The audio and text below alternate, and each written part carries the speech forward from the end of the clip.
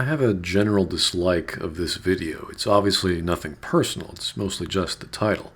Not a lot of information about the game is available, so this guy uses assumptions as a sales pitch. Additionally, he sounds like he wants to work in Bioware's marketing department, or at least give them more sales. He ultimately comes across as an unintelligible, enthusiastic fan, as most fans tend to be.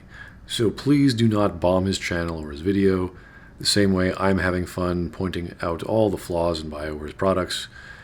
He's just a kid having fun with his hobby. Now, of course, there was conflict, but in the grand scheme of things, most species got along pretty well. Now, they would have to, in order to take on the main bad guys of the game, who threaten the entire galaxy's existence. This helps explain the gameplay. The relationship between aliens, conflicted or not, and their communal effort to stop the big bad, at least in the third game, have absolutely nothing to do with explaining the gameplay. What you should have said was, the galaxy and all of its problems come together in the third game to stop the big bad. That's it. How that aspect of the story explains a gameplay mechanic, I have no idea how that's even possible. And while the original trilogy gave the players the option to pause and issue commands to squad mates, Andromeda looks to be removing that function, making the whole ordeal more action-based. What you should have said was, while you can still issue commands, you can't pause the gameplay to do so, which means Bioware has effectively removed itself from its RPG predecessors, the real-time with pause gameplay that came about from Baldur's Gate and KOTOR. Now, we obviously have not played the game yet, but you can rest assured that Andromeda will likely be the most polished game of the series yet in terms of combat. That's not really a selling point. You can just say that generally about any game sequel, and ultimately you're assuming here that the next iteration of a franchise will have better gameplay. There's plenty of examples of games having weaker or more streamlined gameplay than its previous.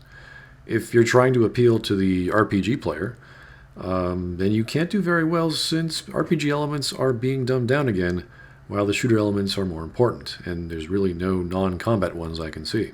Instead, what you should have identified with is the type of game this is, and why it's going to be a good game within that genre. Like, talk about the biotic abilities to a WoW player, the weapon customization to the shooter player, and whatever you consider a benefit or a positive, and sell that type of player on that. In Mass Effect Andromeda, the story is poised to be less about survival and more about exploration. So if that appeals to you, bam, there you go. Right there is a great reason to take a look at this fantastic game. That doesn't make any sense. If the story is less about survival and more about exploration, tell me why that's good. You're not giving me a positive over a negative or making a value judgment or saying how a story will be better because of this element or main theme. You're just comparing apples and oranges and saying if you love cars with sunroofs over tires, you're going to love this car because it has a sunroof, without explaining why the sunroof over the tires is a good thing or why having this sunroof is particularly any good. Before the events of Mass Effect 3, the races of the Milky Way galaxy came together and began the Andromeda Initiative. The purpose of this collective was to send a large groups of ships and people to the Andromeda galaxy in order to attempt colonization. So what? I need to know why we're going to Andromeda. What's the value in going there? What's the reason to do so? If you tell us why, like, we need to do this or all humanity will die out, then okay, I might care. Mass Effect 2 did that, and it had illogical, horrific plots. Any task or large job needs to have a sufficiently large reason behind it, for it to be believable, and for someone like me to care about it. Aside from the obvious intrigue of exploring an entirely new galaxy, You're not going to be exploring an entirely new galaxy. You're making it sound like No Man's Sky 2.0. No game is going to be that big, with that much content to be that interesting. At best, you'll get a dozen planets or so. 2, what is so good at exploring a galaxy anyway? You have to give me some positives here. Why should I care about exploring Andromeda? You just have to show me. this ensures that the events of the original trilogy will have little to no bearing on what you get out of the new game. How is this appealing to fans of the trilogy who are on the fence? People like the trilogy because their choices carried over. The story continued. The characters they liked, some of them whose lives they could have saved, returned. It's called continuity. In Andromeda, everyone you know and love is dead and gone. You're in an alien world. This is not a selling point, or at least you're not making it one. So how is this a good thing? Why are you sabotaging your own video? Bioware has always been consistently adept at creating believable, enjoyable characters for their games. Except for Caden, Ashley, Jacob, Zaid, Samara, Morinth, Javik, Kasumi, Jack, Grunt, Samantha, Steve, and James. Your mileage may vary with Miranda, Thane, and Edie, so no, BioWare aren't consistently adept. They simply have the budget to afford a really big broken clock. You will find yourself sympathizing with characters and reading their facial expressions even though their faces aren't even remotely similar to humans. Every single alien character in the series, aside from the Rachni, the Thorian, and the Hanar, have extremely similar faces to humans. Granted, this does not apply to all the aliens. Some have decidedly humanoid facial features, though the blue skin and head tentacles ensure that you will never confuse the two species. Are you making a video for the blind or mentally retarded? You can romance aliens. It's not some fetish thing either, at least outside a certain dark corner of the internet. Actually, it is. You obviously haven't read any BioWare forum posts or Facebook posts ever. You haven't given me one solid reason why I would care about romancing aliens or even the new human female characters. What is the positive here?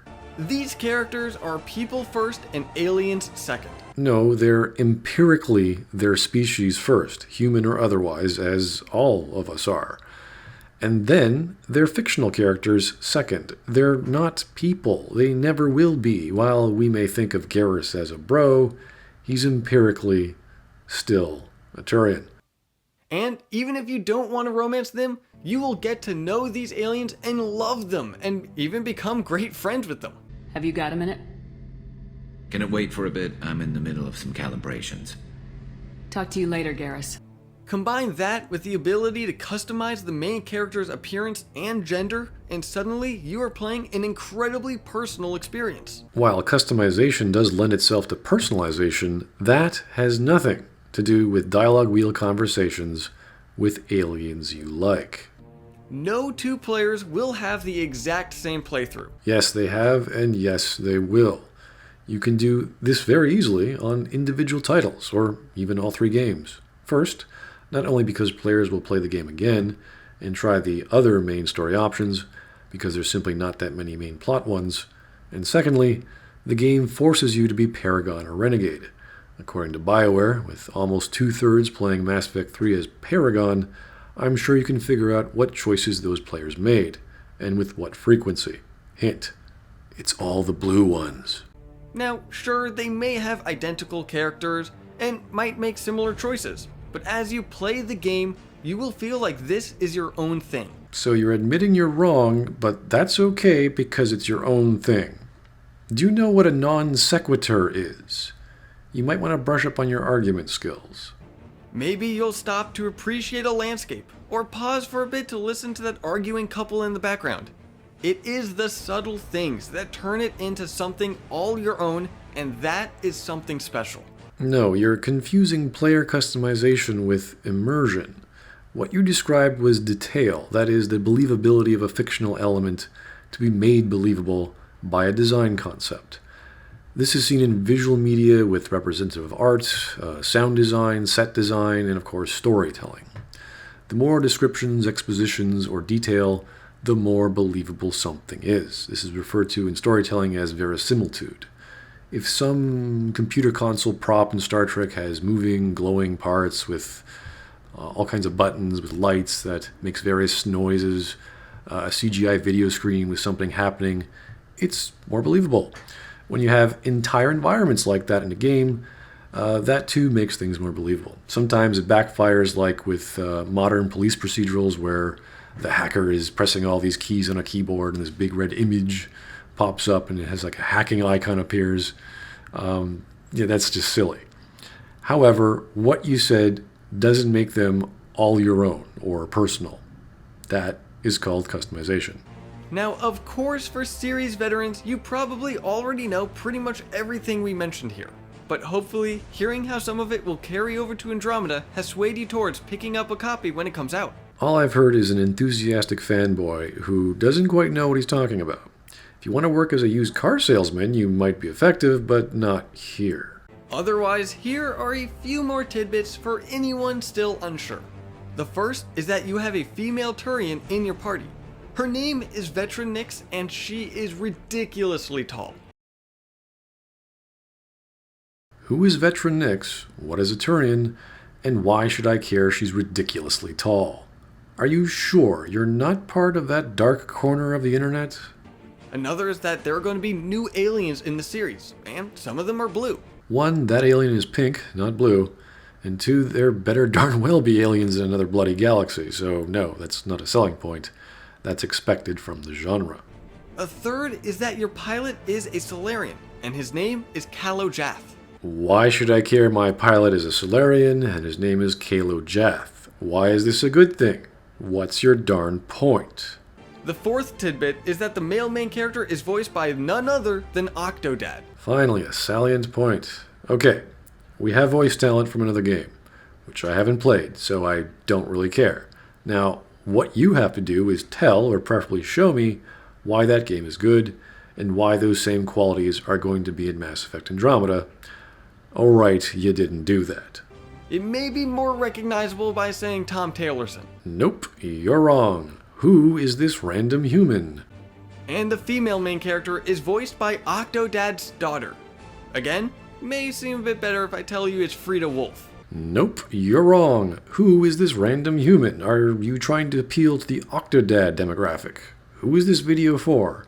Show me what's good about these voice actors and why I should care. Who has some amazing work in other games like Sid Meier's Civilization. And guess what? Krogan are going to be in Andromeda as well. What's a Krogan and why should I care? Of course, if we find out what a Krogan is and what the setup is for going to Andromeda, we'd immediately be confused as to why this guy is even coming along. So what do you think? I think your sales pitch needs some work. Are you going to get Andromeda when it comes out? Nope.